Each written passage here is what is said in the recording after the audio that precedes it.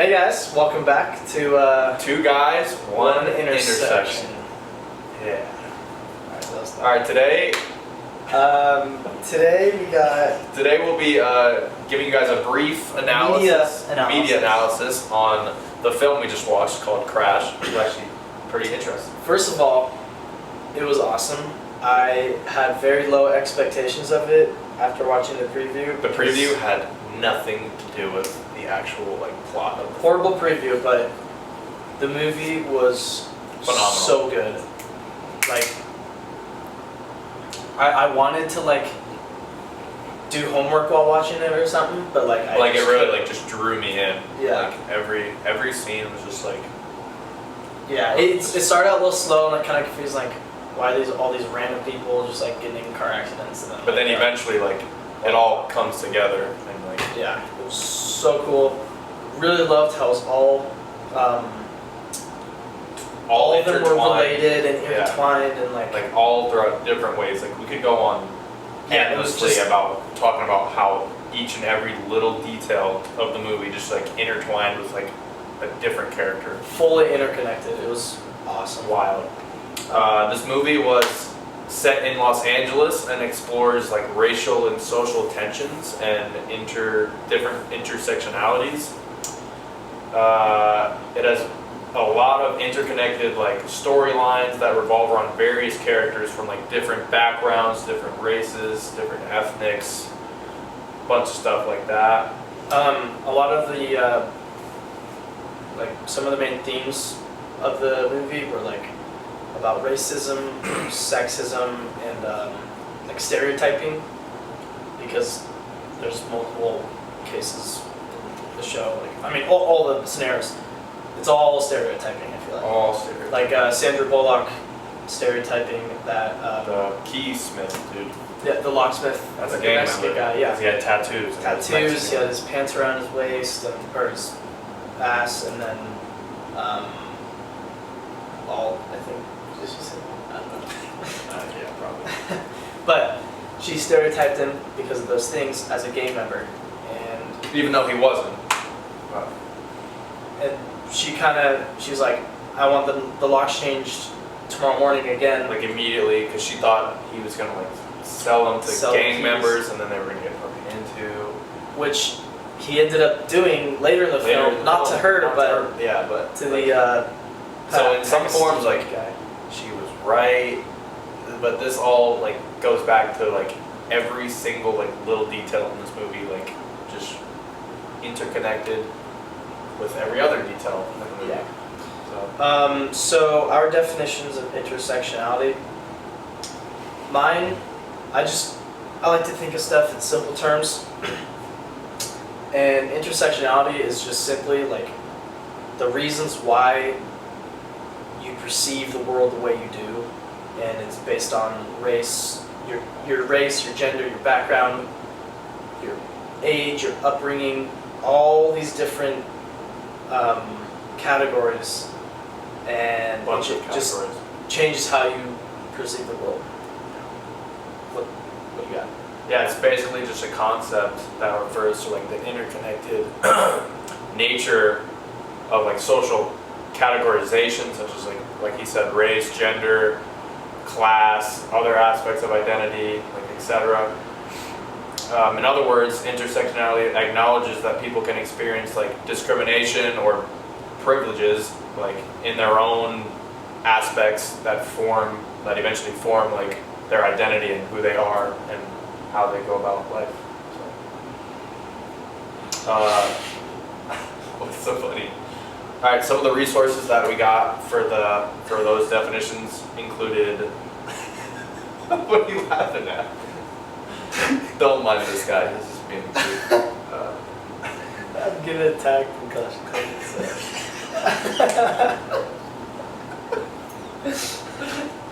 Okay, that's pretty important. But yeah, anyway, our resources are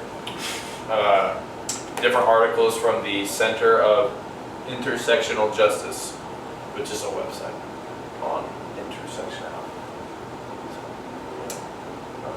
We're not done. No, we still got the character. Oh yeah, okay. Right, our first character, who we talked about earlier, was Daniel, the locksmith. As we said before, he was racially profiled as a gang member because he had tattoos and wore his clothes a certain way, and that the woman he was originally working for, like fixing her locks, she wanted to get the locks changed like immediately the next day because she was afraid of getting broken in or robbed by another gang member. So Daniel's intersectionality is he's got this. He's like a family man. You can tell He's got a daughter. the way he acts with his daughter and his wife. He's a family man. That trait, and then this other trait is him.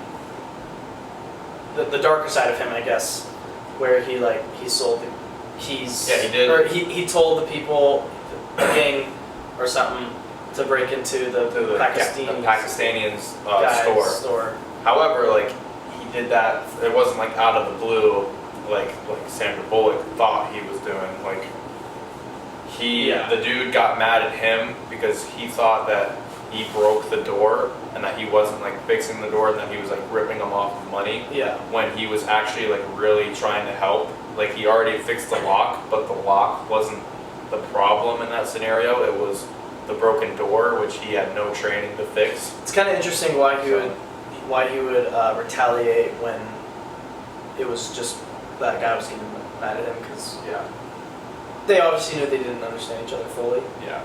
But I feel like I personally would want to retaliate against Sandra Bullock for being racist or whatever. Instead of if I was in his situations. Yeah. Let's see. So yeah, his intersectionality like somewhat changes from like, I mean he's a good guy, but like just at the beginning of the movie, like he was perceived as a gang member, but he wasn't because he did the right thing. And then later in the movie, the same thing happened, but there was confusion where he decided to retaliate and actually do what he was like profiled for in the beginning of the movie. He actually ended up becoming that one racially scene profiled. after that when the Pakistani guy comes to his house and he shoots the blank on his daughter, and that dude, I audibly gasped during that part. I almost cried. I would've thought cried. she died or he died, and then all of a sudden She had the magic necklace. she has the magic necklace. All right, next character that we're analyzing is Cameron Thayer. Did I say it? He's the movie director or producer or something. So this one He was pretty African interesting. American, like racially profiled because he was African American Yeah, he's pulled over for nothing basically. sexual. No, he was he was getting pleasured in the car. getting after it. Yeah. But during the first traffic stop, he was very polite and super good with the officers, even though they're being super rude and mean, or at least the racist One of ones. them was. The other dude who we'll talk about, who's our third character actually, we'll talk about later, was But he followed the rules because he knew he had to, Otherwise they because it was would've the went best to jail. way to not get in trouble. However, his wife, on the other hand, was totally opposite. She was like, I mean, she was a little drunk, but she was acting like, in ways that could have been very avoidable. for sure, For like her to not get least beneficial for them in that situation, to not get arrested. Yeah. But she was passionate about not Not being abiding, treated that way. not being treated that because way, they're not black. abiding to the like. Yeah, and she also really hated that her husband didn't stand up for her and lash out when the officer cop, molested her. her, touched her. And then so when they got back to the house, she lashed out at him and screamed at him, and at one point she was like, she told Cameron that he doesn't even know what it's like to be black because He doesn't stand up he's for around a himself. bunch of white people. Because in his profession, he's just with a bunch of white people. So that's one just part of his intersectionality is he acts a different way from other black people because he's around mostly white people. But then, after hearing all that from his wife, There was another instance where he got pulled over because he got carjacked by these two other characters. yeah, But yeah, he got carjacked. They got in a little car chase. He got pulled over in someone's driveway, and instead of taking the same role that he took the first time he got pulled over, instead he was the same, like, did the same thing as his wife essentially. Flipped out, got out of the could car. have been very bad for Could him. have been very bad. He got shot, killed, arrested, all the above. Got out screaming at at the cops. It wasn't even his fault because, like, Yeah, if he was the victim. he was the victim. His car got jacked, and he got in a car chase because of it. He was could have at gunpoint. easily gotten the carjacker arrested for assault, for attempted grand theft auto. Gunpoint, like, Yeah, a lot of different things. But I don't. I don't know. When I was watching that part, I was like, "What are you doing? What are you doing? Just like stop! be and then normal. Just like be like, boom, boom, there. Take him." like do what you did in the first scene. Like, Yeah. and you would have got off that like nothing Yeah. nothing would ever happen. But I think his wife, that argument kind of like got into his head, thinking Yeah. like, okay, like I am a black individual, a black man that does should need stand to- up for I should myself. stand up for how I am mistreated, whether that be when I'm in the right situation or the wrong situation. Like, it doesn't matter. Yeah. And then at the end, when he drops that black guy off, he's like, he goes, "You embarrass me," and he said that because, how do I say this? He said that because He was representing the black community as they are perceived and as they are racially stereotype. profiled. Yeah. the robber was fitting into the stereotype, and Cameron doesn't want that stereotype to exist because that's not a great stereotype to have. And that character is only making it worse for the black community because he matches that stereotype, Yeah. which only like makes things worse because it only proves the white people's like point. Like maybe Another character that switched total complete like change. yeah. We thought he was like probably he's the best overall person in the movie, maybe not really. Yeah, I don't know. Officer Tom Hansen, the young But young officer. white cop who was throughout the whole movie was basically like really trying to help like the mistreated black people that just Yeah. like He hated being with that racist cop, and he tried to wanted report get the away racist cop. He tried to get away from him. Yeah. He was like one of the cops that pulled over Cameron, and he was the cop that got him out of that situation because he told the other cops, he's like, "Yo, do not shoot.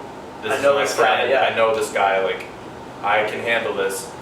And he got Cameron to get just go Just calm down. Calm a little down. bit, and then and say, "Get back in your car. Like, you're good. This is just a warning. Like, nothing needs to happen." yeah. And he did that because he saw how How his bad? wife was treated Yeah. In the in the Yeah. prior traffic stop. But then his so he requests to get a new partner or whatever, and then does he get put by himself? I think he gets put by himself. But that older racist cop, he's like, he talks to him about it, and then he says like something like, "Sooner or later you'll find out." Sooner or who later you you'll really find are." out who you really are. And at the beginning we were like, I don't really like. No one really knows what that means. Yeah. But then, Or I don't. It was something like that. yeah. But what he was trying to get at was like, you're gonna Eventually, like you're gonna have to make a choice, and it's you're gonna be like, and like stereotype someone and then something's be gonna happen. racist Yeah, be racist for essentially. your own personal gain, yeah, or personal, not gain, but like like safety sort of. safety, yeah. And Which later does he happen. kind of ends up doing that when he picks up that. He picked up an African American on the side of the road to try to help him out, like drop him off in a nearby city that he wanted to go to. And he gets in the car, they start driving, everything's good. And I forget how things went, but they then got into a little bit of an argument. Yeah, one of them made a joke, and then they didn't Yeah. like it, and then another made another joke. Or he was laughing. He's like, ha ha ha, because he saw that little thing on his dash. Yeah. And then he kept laughing hysterically, and then And the cop Officer Hansen, told him to like, all right, like I'm he's like, I done. got something for you. And he reaches into his pocket and he pulls out a gun and he shoots him, but it wasn't a gun. It was that little thing that they also had together. It was like a little saint statue. Yeah. That, very sad. But then yeah, that, so that's his. that goes back to like what the previous racist cop told him. Like eventually, like you're gonna find out who you really are. That's and his intersectionality. For his own safety, he shot an unarmed black person because of the stereotypes. And then, but he was such a good dude. Such a good He dude. was He didn't. so not racist. Boom. And he's not racist, but Because of how because of that society. advice he got, and like he was kind of scared or whatever Because of the stereotypes. that he learned. Yeah. All right. Watching this film through an intersectional lens, it was very touching and very emotional, I would say. It really made us think on how different parts of the world and different cultures like can connect with one another, like through literally anything. And it made us realize that everyone is going through their own different hardships in life that can have a big impact on how they see society, whether that be a brother passing who was the African American that got shot by that officer, or something as little as falling down the stairs, which It's one thing I noticed during the film was like the differences in people's issues, like Sandra Bullock's some people character. had really major issues, and Sandra- then yeah, Sandra Bullock's character, her biggest issue, I mean, well, she got robbed, and a gun to her head. But then throughout the rest of the film, it was just like she fell down the stairs, which it sucks. still sucks, but it doesn't compare to what all the other characters had to go through. Like almost, like your daughter almost got shot. Like Yeah. that just doesn't compare. The to investigator, all the other he had to investigate his brother's murder. brother's murder, and So that Daniel or Cameron Thayer had to watch his wife get molested, and then he ended up going through like almost dying in a situation with the cops, or almost getting shot, or whatever. But yeah, this was a great film. great film, matches intersectionality and different identities like perfectly. Yeah. That is the most perfect film ever if you want to watch or learn more about intersectionality through a movie lens. But yeah, that's our analysis on the movie Crash. It's been real. Yep. Like and subscribe. We are two guys, one intersection.